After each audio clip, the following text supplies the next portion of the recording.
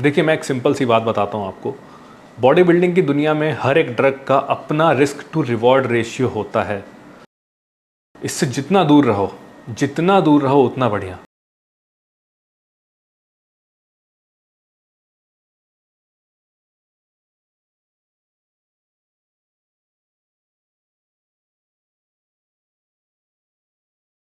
मुझको YouTube पे कितने साल हो गए, मे बी 3-4 साल हो गए। और जब मैंने थोड़ा सा स्पीड पकड़ना शुरू किया था YouTube में, ये 2-2.5 या 3 साल पहले की बात है, हालांकि कंसिस्टेंट मैं कभी नहीं रहा हूँ। तो आप लोग को याद होगा, मैंने एक वीडियो बनाई थी जिसमें मैंने बात की थी कुछ ऐसे यूट्यूबरों की जो ओपन में स्टेरॉयड साइकिल्स दे रहे हैं।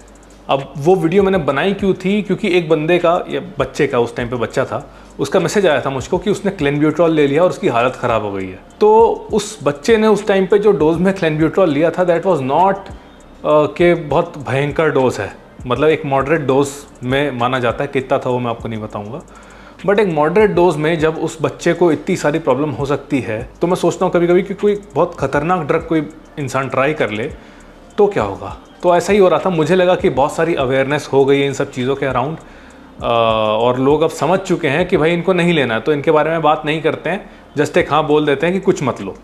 लेकिन एक मैसेज मुझे आया, बंदा पूछ रहा है कि DNP कैसे काम करता है, मतलब इस DNP सेफ टू यूज़, ये उसका क्वेश्चन था।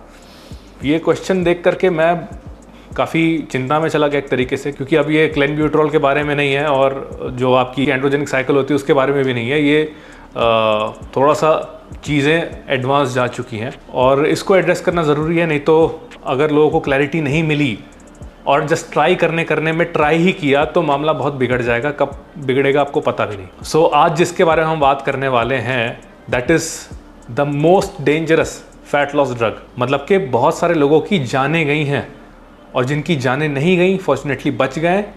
वो लोग के साथ और बुरी चीज़ें हुई जीते जी। चलो एक बार को मान लेते हैं बाकी के ड्रग्स को एक्सेप्टेबल कर दिया, ठीक है चलो ले लिया, लेकिन this one is not acceptable किसी भी कंडीशन में। इस ड्रग का एग्जिस्टेंस ही ना इंडियन बॉडी बिल्डिंग इंडस्ट्री में एक जीता जागता एग्जाम्पल है, किस तरह से आज भी बैल बुद्धि लोग हमारी बॉडी बिल्डिंग इंडस्ट्री में घुसे हुए हैं, जो ना सिर्फ इसको यूज़ कर रहे हैं बल्कि इसके यूज़ को एडवाइस भी कर रहे हैं अपने क्लाइंट्स को और लोगों को। सो आज हम जिस ड्रग के बारे में बात करने जा रहे हैं उसको हम कहते हैं डाइनाइट्रोफिनॉल या फिर DNP। तो अब इसके साइड इफेक्ट्स के बारे में बात करने से पहले थोड़ा सा हम इसका मैकेनिज्म समझ लेते हैं कि ये काम किस तरीके से करता है। अब जब मैं बायोलॉजी की बात करता हूँ तो सारे लोग सब कुछ लगभग भूल चुके हैं। सेल फंक्शंस, सेलुलर यूनिट के बारे में जो हमने पढ़ा सब कुछ भूल चुके हैं।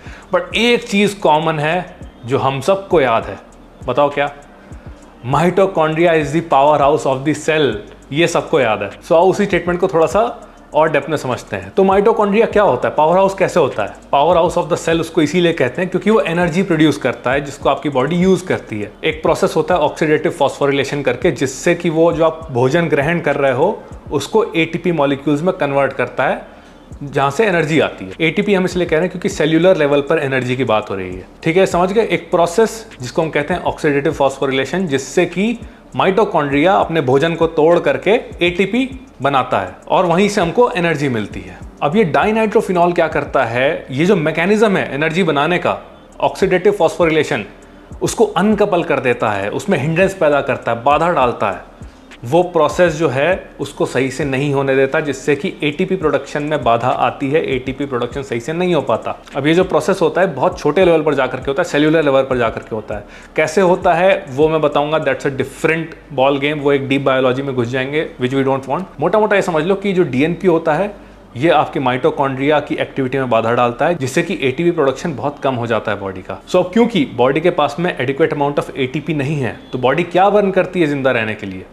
फैट बर्न करना शुरू करती है। ठीक है, समझ गए? ATP की कमी equals to tapping on fat for energy, मतलब जिंदा रहने के लिए और चलने फिरने के लिए अब फैट से एनर्जी आ रही है, फैट तोड़ा जा रहा है, जो चर्बी है उसको तोड़ा जा रहा है। तो अब इससे क्या करता है कि ये बॉडी का टेम्परेचर बढ़ाता है और एट द एंड मेटाबॉलिज्म भी बढ़ता है इससे, विच मीन्स कि एनर्जी एक्सपेंडिचर बढ़ जाता है बॉडी का। अब इसका जो काम करने का तरीका है ना, वही इसका शाप है। कैसे, आइए समझते हैं। तो बॉडी टेम्परेचर बढ़ाता है, ये हमने देख लिया, लेकिन कितना बढ़ाता है उसकी कोई सीमा नहीं है। कुछ केसेस में तो इसने बॉडी टेम्परेचर इतना बढ़ा दिया कि 2-4 दिन के यूज में ही लोगों की डेथ हो गई। और जो लोगों की डेथ नहीं हुई उनको अलग अलग तरीके की सीवियरिटीज और साइड इफेक्ट्स फेस करने पड़े, जैसे कि ब्लाइंडनेस, अंधे हो गए, ब्लाइंड नहीं हुए तो कैटरैक्ट, कैटरैक्ट बोले तो मोतियाबिंद। अब काफ़ी सारे देसी ट्रेनर मेरी बात सुन करके ये बोलेंगे कि अरे हमने भी यूज़ करा है, हमें कुछ ना होए, खाली टेम्परेचर ही तो बढ़े बॉडी का। अरे भाई तो यही तो बात है, इस ड्रग से हर किसी की बॉडी अलग अलग तरीके से रिस्पॉन्ड करती है। कुछ का टेम्परेचर थोड़ा ऊपर जाएगा, कुछ का कितना ऊपर चला जाएगा, कोई सीमा नहीं। वही तो मैं समझाने की कोशिश कर रहा हूँ। इसको लेने का मतलब ये है कि अब अपने जीवन से खेल रहे हो, रिस्क ले रहे हो। 1930s में जब ये फैट लॉस के लिए यूज होना शुरू हुआ, उस टाइम के एक हेल्थ राइटर हुआ करते थे स्टेट्स के, जिनका नाम था डॉक्टर कार्ल मेम्बर। उन्होंने बताया था कि एक फिजिशियन जो इसको यूज कर रहा था और टेस्ट कर रहा था, इस पे टेस्ट कंडक्ट कर रहा था, he was literally cooked to death. ये उनकी स्टेटमेंट थी डॉक्टर कार्ल की। कुक टू डेथ का मतलब ये मत समझना कि पका दिया उसको किसी ने।